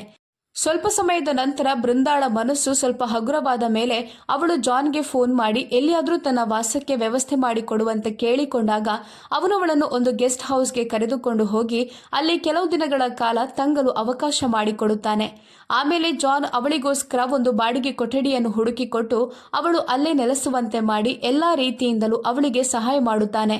ಹೀಗೆ ಬೃಂದಾ ತನ್ನ ಈ ಕೆಲಸದ ಜೊತೆಗೆ ಒಂದು ಪಾರ್ಟ್ ಟೈಮ್ ಕೆಲಸವನ್ನು ಮಾಡಿಕೊಳ್ಳುತ್ತಾ ತನ್ನ ಜೀವನವನ್ನು ಸಾಗಿಸುತ್ತಾಳೆ ಹಾಗೂ ಬಹಳಷ್ಟು ಹಣವನ್ನು ಸಂಗ್ರಹಿಸಿಕೊಂಡ ನಂತರ ತನ್ನ ಊರಿಗೆ ಹೋಗುವ ಉದ್ದೇಶವನ್ನು ಇಟ್ಟುಕೊಳ್ಳುತ್ತಾಳೆ. ದಿನಗಳು ಕಳೆಯುತ್ತಿದ್ದಂತೆಯೇ ಹೇಗೆ 15 ವರ್ಷಗಳು ದಾಟಿ ಹೋದವು ಎಂದು ಯಾರಿಗೂ ಗೊತ್ತೇ ಆಗಲಿಲ್ಲ. ಹಾಗೆ ಇಷ್ಟು ವರ್ಷ ಕಳೆದ ನಂತರ ಬೃಂದಾ ತನ್ನ ತಾಯ್ನಾಡಿಗೆ ಮರಳಬೇಕೆಂಬ ದೃಢ ನಿರ್ಧಾರವನ್ನು ತೆಗೆದುಕೊಳ್ಳುತ್ತಾಳೆ ಹಾಗೂ ಅದಕ್ಕೆ ಬೇಕಾದಂಥ ಎಲ್ಲ ತಯಾರಿಗಳನ್ನು ಮಾಡುತ್ತಿರುತ್ತಾಳೆ. ಆದರೆ ಜಾನ್ ಬಹಳ ದುಃಖದಿಂದ ಅವಳನ್ನು ತಡೆಯಲು ಪ್ರಯತ್ನಿಸ್ತಾನೆ. ಬೃಂದಾ, ನಾನು ಈ ಮಾತನ್ನು ಬಹಳ ವರ್ಷಗಳ ಮೊದಲೇ ನಿನ್ನಲ್ಲಿ ಹೇಳಿಕೊಳ್ಬೇಕಾಗಿತ್ತು. ಆದರೆ ಎಲ್ಲಿ ನಿನ್ನ ಸ್ನೇಹವನ್ನು ಕಳೆದುಕೊಳ್ಬೇಕಾಗಿ ಬರ್ಬೋದೆಂಬ ಭಯದಿಂದ ಈ ಮಾತನ್ನು ನನ್ನೊಳಗೆ ಬಚ್ಚಿಟ್ಟೆ. ಬೃಂದಾ, ನಾನು ನಿನ್ನನ್ನು ಪ್ರೀತಿಸ್ತಿದ್ದೇನೆ. ನನ್ನ ಮನಸ್ಸಿನಲ್ಲಿ ನನ್ನ ಜೀವನ ಸಂಗಾತಿಯ ಬಗ್ಗೆ ಯಾವ ಕಲ್ಪನೆ ಇತ್ತೋ ನೀನು ನಿಖರವಾಗಿ ಹಾಗೇ ಇದ್ದಿ. ನಾನು ನಿನ್ನನ್ನು ಮದುವೆಯಾಗಲು ಬಯಸ್ತಿದ್ದೇನೆ ಅಂತ ಇಷ್ಟೆಲ್ಲ ಹೇಳುವಷ್ಟರಲ್ಲಿ ಅವನ ಕಣ್ಣುಗಳು ತುಂಬಿ ಬಂದಿದ್ದವು. ಆಗ ಬೃಂದಾ, ಜಾನ್, ನಿನಗೆ ನನ್ನ ಜೀವನದ ಬಗ್ಗೆ ಸಂಪೂರ್ಣವಾಗಿ ಗೊತ್ತಿಲ್ಲ. ನನಗೆ ಮೊದಲೇ ಮದುವೆಯಾಗಿದೆ ಹಾಗೂ ನನ್ನ ಪತಿ ಈಗ ಈ ಜಗತ್ತಿನಲ್ಲಿ ಇಲ್ಲ. ಹಾಗೆ ಈ ಜನರ ಇಷ್ಟೊಂದು ಮುಖವಾಡಗಳನ್ನು, ಸಂಬಂಧಗಳ ವಾಸ್ತವತೆಯನ್ನು ಅನುಭವಿಸಿದ ನಂತರ ನನಗೆ ಯಾರೊಂದಿಗೂ ಇರಬೇಕೆಂಬ ಆಸೆ ಇಲ್ಲ ಎಂದು ಜಾನ್ಗೆ ಹೇಳುತ್ತಾಳೆ. ಆದರೆ ನಾನು ನಿನಗಾಗಿ ಜೀವನ ಪರ್ಯಂತ ಕಾಯುತ್ತಿರುತ್ತೇನೆ ಬೃಂದಾ. ನಿಜವಾಗಿಯೂ ನಾನು ನಿನ್ನನ್ನು ತುಂಬಾ ಪ್ರೀತಿಸ್ತಿದ್ದೇನೆ ಅಂತ ಜಾನ್ ಬೃಂದಾಳ ಕೈಗಳನ್ನು ತನ್ನ ಕೈಗಳಲ್ಲಿ ಹಿಡಿದು ಭರವಸೆಯಿಂದ ಹೇಳುತ್ತಾನೆ. ಕೊನೆಗೆ ಬೃಂದಾ ತನ್ನ ಊರಿಗೆ ಮರಳಿದ ತಕ್ಷಣ ಗೋವಿಂದರನ್ನು ಭೇಟಿಯಾಗಿ ಇಡೀ ಮನೆಯನ್ನು ಸ್ವಚ್ಛಗೊಳಿಸ್ತಾಳೆ ಹಾಗೂ ತನ್ನ ಕಚೇರಿಯ ಹೊರಗೆ ಸ್ವರ್ಗೀಯ ರಾಮಪ್ರಸಾದ್ ಅನಾಥಾಶ್ರಮ ಹಾಗೂ ವೃದ್ಧಾಶ್ರಮ ಎಂಬ ಬೋರ್ಡನ್ನು ಹಾಕಿಸಿ ತನ್ನ ಬಂಗಲೆಯ ಒಂದು ಭಾಗವನ್ನು ವೃದ್ಧಾಶ್ರಮಕ್ಕಾಗಿ ಹಾಗೂ ಇನ್ನೊಂದು ಭಾಗವನ್ನು ಮಕ್ಕಳಿಗಾಗಿ ಸಿದ್ಧಪಡಿಸ್ತಾಳೆ. ನಿಧಾನವಾಗಿ ಅನೇಕ ವೃದ್ಧರು ಹಾಗೂ ಅನಾಥ ಮಕ್ಕಳು ಆ ಆಶ್ರಮಕ್ಕೆ ಸೇರುತ್ತಾರೆ. ಅಲ್ಲದೆ ತಮ್ಮ ಖರ್ಚುಗಳನ್ನು ಭರಿಸಲು ಸಾಧ್ಯವಾಗುವಂಥ ವೃದ್ಧರು ಸಹ ಅಲ್ಲಿ ಇರುತ್ತಾರೆ. ಅವರಿಗೆ ಕೇವಲ ಆರೈಕೆಯ ಅಗತ್ಯ ಮಾತ್ರ ಇರ್ತಿತ್ತು. ಹಾಗೆ ಕೆಲಸ ಮಾಡಲು ಸಾಧ್ಯವಾಗುವವರಿಗೆ ಸೂಕ್ತವಾದ ಕೆಲಸವನ್ನು ಸಹ ಅಲ್ಲಿ ನೀಡಲಾಗುತ್ತಿತ್ತು. ಅಷ್ಟೇ ಅಲ್ಲದೆ ತನ್ನ ನಗರದ ನಿರುದ್ಯೋಗಿ ಯುವಕ ಯುವತಿಯರನ್ನು ಒಟ್ಟುಗೂಡಿಸಿದ ಬೃಂದಾ ಅವರನ್ನೆಲ್ಲ ಸಣ್ಣ ಕೈಗಾರಿಕೆಗಳಲ್ಲಿ ತೊಡಗಿಸುತ್ತಾಳೆ. ಹಾಗೆ ಅವರು ತಯಾರಿಸಿದಂಥ ವಿವಿಧ ರೀತಿಯ ಉಪ್ಪಿನಕಾಯಿ, ಹಪ್ಪಳ ಹಾಗೂ ಇತರ ಅನೇಕ ಗೃಹೋಪಯೋಗಿ ವಸ್ತುಗಳನ್ನು ಮಾರುಕಟ್ಟೆಗೆ ಸಾಗಿಸುವ ವ್ಯವಸ್ಥೆಯನ್ನು ಮಾಡುತ್ತಿದ್ದಳು. ನಿಧಾನವಾಗಿ ಎಲ್ಲರ ಶ್ರಮ ಫಲ ನೀಡಿತು ಹಾಗೂ ಇದರಿಂದಾಗಿ ಆ ಗುಂಪುಗಳ ಕೆಲಸ ಉತ್ತಮವಾಗಿ ನಡೆಯಲು ಪ್ರಾರಂಭವಾಯಿತು. ಬೃಂದಾ ತನ್ನ ಜೊತೆ ಇರುವ ಅನಾಥ ಮಕ್ಕಳನ್ನು ಸರ್ಕಾರಿ ಶಾಲೆಗಳಿಗೆ ಸೇರಿಸಿದಳು. ಹಾಗೆ ವೃದ್ಧಾಶ್ರಮ ಹಾಗೂ ಮಕ್ಕಳ ಅನಾಥಾಶ್ರಮ ಒಟ್ಟಿಗೆ ಇದ್ದುದರಿಂದ ವೃದ್ಧರಿಗೆ ಮಕ್ಕಳೊಂದಿಗಿನ ಒಡನಾಟ ಸಂತೋಷ ಹಾಗೂ ನೆಮ್ಮದಿಯನ್ನು ನೀಡುತ್ತಿತ್ತು. ಹಾಗೆ ಅದರ ಜೊತೆಗೆ ಮಕ್ಕಳಿಗೂ ವೃದ್ಧರ ಪ್ರೀತಿ ಆರೈಕೆ ಸಿಗುತ್ತಿತ್ತು. ಹೀಗೆ ಆ ಆಶ್ರಮದಲ್ಲಿ ಮನೆಯಂಥ ವಾತಾವರಣ ನಿರ್ಮಾಣವಾಗಿತ್ತು. ಎಲ್ಲರೂ ಬೃಂದಾಳನ್ನು ಬಹಳ ಗೌರವಿಸುತ್ತಿದ್ದರು. ಹಾಗೆ ಜನರು ಮತ್ತೊಮ್ಮೆ ರಾಮದಾಸ್ ದಂಪತಿಗಳ ಹೆಸರನ್ನು ಬಹಳ ಗೌರವದಿಂದ ತೆಗೆದುಕೊಳ್ಳಲು ಪ್ರಾರಂಭಿಸಿದರು. ಇದೇ ರೀತಿ 5 ವರ್ಷಗಳು ಕಳೆದು ಹೋದವು. ಬೃಂದಾ ತನ್ನ ಕೆಲಸದಲ್ಲಿ ಎಷ್ಟು ಮುಳುಗಿ ಹೋಗಿದ್ದಳು ಎಂದರೆ ಅವಳಿಗೆ ಬೇರೆ ಯಾವುದರ ಬಗ್ಗೆಯೂ ಅರಿವಿರಲಿಲ್ಲ. ಒಂದು ದಿನ ಇದ್ದಕ್ಕಿದ್ದಂತೆ ಆಫೀಸ್ನ ಕ್ಲರ್ಕ್ ಬಂದು ನಿಮ್ಮನ್ನು ಯಾರೋ ಭೇಟಿಯಾಗಲು ಬಂದಿದ್ದಾರೆ ಎಂದು ಹೇಳಿದಾಗ ಭೇಟಿಯಾಗಲು ಬಂದವರನ್ನು ನೋಡಿ ಬೃಂದಾ ಆಶ್ಚರ್ಯಚಕಿತಳಾದಳು. ನಾನಿಲ್ಲಿಗೂ ನಿನ್ನನ್ನು ಹುಡುಕಿ ಬರಬೇಕಾಯಿತು ಬೃಂದಾ. ನೀನು ನನ್ನನ್ನು ಮರೆತಿದ್ದೀಯ ಅಂತ ಅನ್ನಿಸ್ತಿತ್ತು ಎಂದು ಬೃಂದಾಳ ಕಿವಿಗೆ ಪರಿಚಿತ ಧ್ವನಿಯೊಂದು ಕೇಳಿಸಿತು. ಅದು ಬೇರೆ ಯಾರೂ ಅಲ್ಲ, ಜಾನ್ ಆಗಿದ್ದ. ನಾನು ನಿನ್ನನ್ನು ಹೇಗೆ ಮರೆಯಲು ಸಾಧ್ಯ ಜಾನ್? ನಿನ್ನಿಂದಲೇ ನಾನು ಆ ಪಂಜರದಿಂದ ಮುಕ್ತಳಾದೆ. ನೀನೇ ನನಗೆ ಬದುಕುವ ದಾರಿಯನ್ನು ತೋರಿಸಿದೆ. ನಿನ್ನನ್ನು ಮರೆಯಲು ಸಾಧ್ಯನಾ ಎಂದು ಬೃಂದಾ ಅವನಿಗೆ ಹೇಳಿದಳು. ಆಗ ಜಾನ್, ನೋಡು ಬೃಂದಾ, ನಾನು ನಿನಗಾಗಿ ಏನನ್ನು ತಂದಿದ್ದೇನೆ ಅಂತ. ಅದಲ್ಲದೆ ನಿನ್ನ ಕಡೆಯಿಂದ ನನ್ನ ಅಗ್ನಿ ಪರೀಕ್ಷೆ ಮುಗಿದಿದ್ರೆ ನೀನಿದನ್ನು ಖಂಡಿತ ಸ್ವೀಕರಿಸ್ತೀಯ ಅಂತ ನಾನು ಭಾವಿಸ್ತೇನೆ ಎಂದು ಹೇಳುತ್ತಾ ಅವನ ಕೈಯಲ್ಲಿದ್ದ ಸಿಂಧೂರದ ಡಬ್ಬಿಯನ್ನು ಅವಳ ಮುಂದೆ ಚಾಚುತ್ತಾನೆ. ಅದನ್ನು ನೋಡಿ ಬೃಂದಾಳಿಗೆ ಆಶ್ಚರ್ಯವಾಗುತ್ತದೆ. ಇಷ್ಟು ವರ್ಷಗಳ ನಂತರವೂ ನೀನು ನನಗಾಗಿ ಕಾಯುತ್ತಿದ್ದೀಯಾ ಜಾನ್? ಇದರಿಂದ ನೀನು ನನ್ನನ್ನು ನಿಜವಾಗಿಯೂ ಪ್ರೀತಿಸ್ತಿದ್ದೀಯಾ ಅಂತ ನಾನು ಒಪ್ಪಿಕೊಳ್ಳುತ್ತೇನೆ. ಆದರೂ ನಾನು ಹೇಗೆ ನಿನ್ನನ್ನು ಮದುವೆ ಆಗಲು ಸಾಧ್ಯ? ಜನ ಏನು ಹೇಳ್ಬೋದು? ಅಲ್ಲದೆ ಈ ಜಗತ್ತಿನಲ್ಲಿ ಪುರುಷರು ಯಾವಾಗ ಬೇಕಾದರೂ ತಮ್ಮ ಹೊಸ ಜೀವನವನ್ನು ಪ್ರಾರಂಭಿಸಬಹುದು. ಆದರೆ ಮಹಿಳೆಯರಿಗೆ ಅದು ಸಾಧ್ಯವಿಲ್ಲದ ಮಾತು. ಅವರ ಜೀವನದಲ್ಲಿ ವಸಂತ ಕಾಲವೆಂಬುದು ಒಂದೇ ಬಾರಿ ಬರುತ್ತದೆ ಎಂದು ತನ್ನ ದುಃಖವನ್ನು ತೋಡಿಕೊಳ್ಳುತ್ತಾಳೆ. ಆಗ ಜಾನ್, ನಿನ್ನ ಜೀವನದಲ್ಲೂ ವಸಂತ ಕಾಲ ಮತ್ತೆ ಬಂದಿದೆ ಬೃಂದಾ, ಹಾಗೂ ಅದನ್ನು ನಾನು ತಂದಿದ್ದೇನೆ ಎಂದು ಹೇಳುತ್ತಾ ಜಾನ್ ಆ ಸಿಂಧೂರವನ್ನು ಬೃಂದಾಳ ಹಣೆಗೆ ಹಚ್ಚುತ್ತಾನೆ. ಬೃಂದಾಳ ಕಣ್ಣುಗಳಿಂದ ಕಣ್ಣೀರು ಧಾರಾಕಾರವಾಗಿ ಹರಿಯುತ್ತದೆ ಹಾಗೂ ಅವಳು ಜಾನ್ನನ್ನು ಅಪ್ಪಿಕೊಳ್ಳುತ್ತಾಳೆ. ಇತ್ತ ಗೌರವ್ನಿಗೆ ಅವನ ವಕೀಲರಿಂದ ಫೋನ್ ಬಂದಿರುತ್ತದೆ. ಬೃಂದಾ ಎಲ್ಲ ಆಸ್ತಿಯನ್ನು ಅವಳ ಹೆಸರಿಗೆ ಮಾಡಿಕೊಂಡು ನಾಮಿನಿ ಆಗಿರುವ ತನ್ನ ಹೆಸರನ್ನು ಅದರಿಂದ ತೆಗೆದುಹಾಕಿ ತನ್ನ ಹೆಸರಿನಲ್ಲಿ ಪೊಲೀಸ್ ದೂರು ಸಹ ನೀಡಿದ್ದಲ್ಲದೆ ಅವಳ ಆಸ್ತಿಯನ್ನು ಮೋಸದಿಂದ ಕಬಳಿಸಲು ಪ್ರಯತ್ನಿಸಿದ ಕಾರಣ ಒಂದು ವೇಳೆ ತಾನು ಭಾರತಕ್ಕೆ ಹೋದರೆ ತನ್ನನ್ನು ಪೊಲೀಸರು ಬಂಧಿಸಬಹುದೆಂಬ ಸುದ್ದಿ ಕೇಳಿ ಗೌರವ್ ಹಾಗೂ ಅವನ ಪತ್ನಿ ದಂಗಾಗಿ ಬಿಡುತ್ತಾರೆ. ಈ ರೀತಿ ಜೀವನದಲ್ಲಿ ಬಹಳಷ್ಟು ಕಷ್ಟಗಳನ್ನು ಅನುಭವಿಸಿದ ನಂತರ ಹೊಸ ಸಂತೋಷಗಳು ಬೃಂದಾಳ ಮನೆಬಾಗಿಲನ್ನು ತಟ್ಟಿದ್ದವು ಹಾಗೂ ಅವಳ ಜೀವನದಲ್ಲಿ ವಸಂತ ಮತ್ತೆ ಮರಳಿ ಅವಳ ಬಾಳಿಗೆ ಒಂದು ಅರ್ಥ ಕಲ್ಪಿಸಿದ್ದವು. ಸ್ನೇಹಿತರೆ, ಈ ಕಥೆ ನಿಮಗೆ ಖಂಡಿತವಾಗ್ಲೂ ಇಷ್ಟವಾಗುತ್ತೆ ಅಂತ ನನಗೆ ಗೊತ್ತಿದೆ. ಆದರೆ ನೀವು ಲೈಕ್ ಮಾಡೋದನ್ನು ಮರಿತೀರಿ. ದಯವಿಟ್ಟು ಲೈಕ್ ಮಾಡಿ, ಶೇರ್ ಮಾಡಿ. ಆದಷ್ಟು ನಿಮ್ಮ ಸ್ನೇಹಿತರೊಂದಿಗೂ ಕುಟುಂಬದೊಂದಿಗೂ ಹಂಚಿಕೊಳ್ಳಿ. ಸಬ್ಸ್ಕ್ರೈಬ್ ಮಾಡೋದರ ಮೂಲಕ ನಮ್ಮನ್ನು ಇನ್ನಷ್ಟು ಬೆಂಬಲಿಸಿ.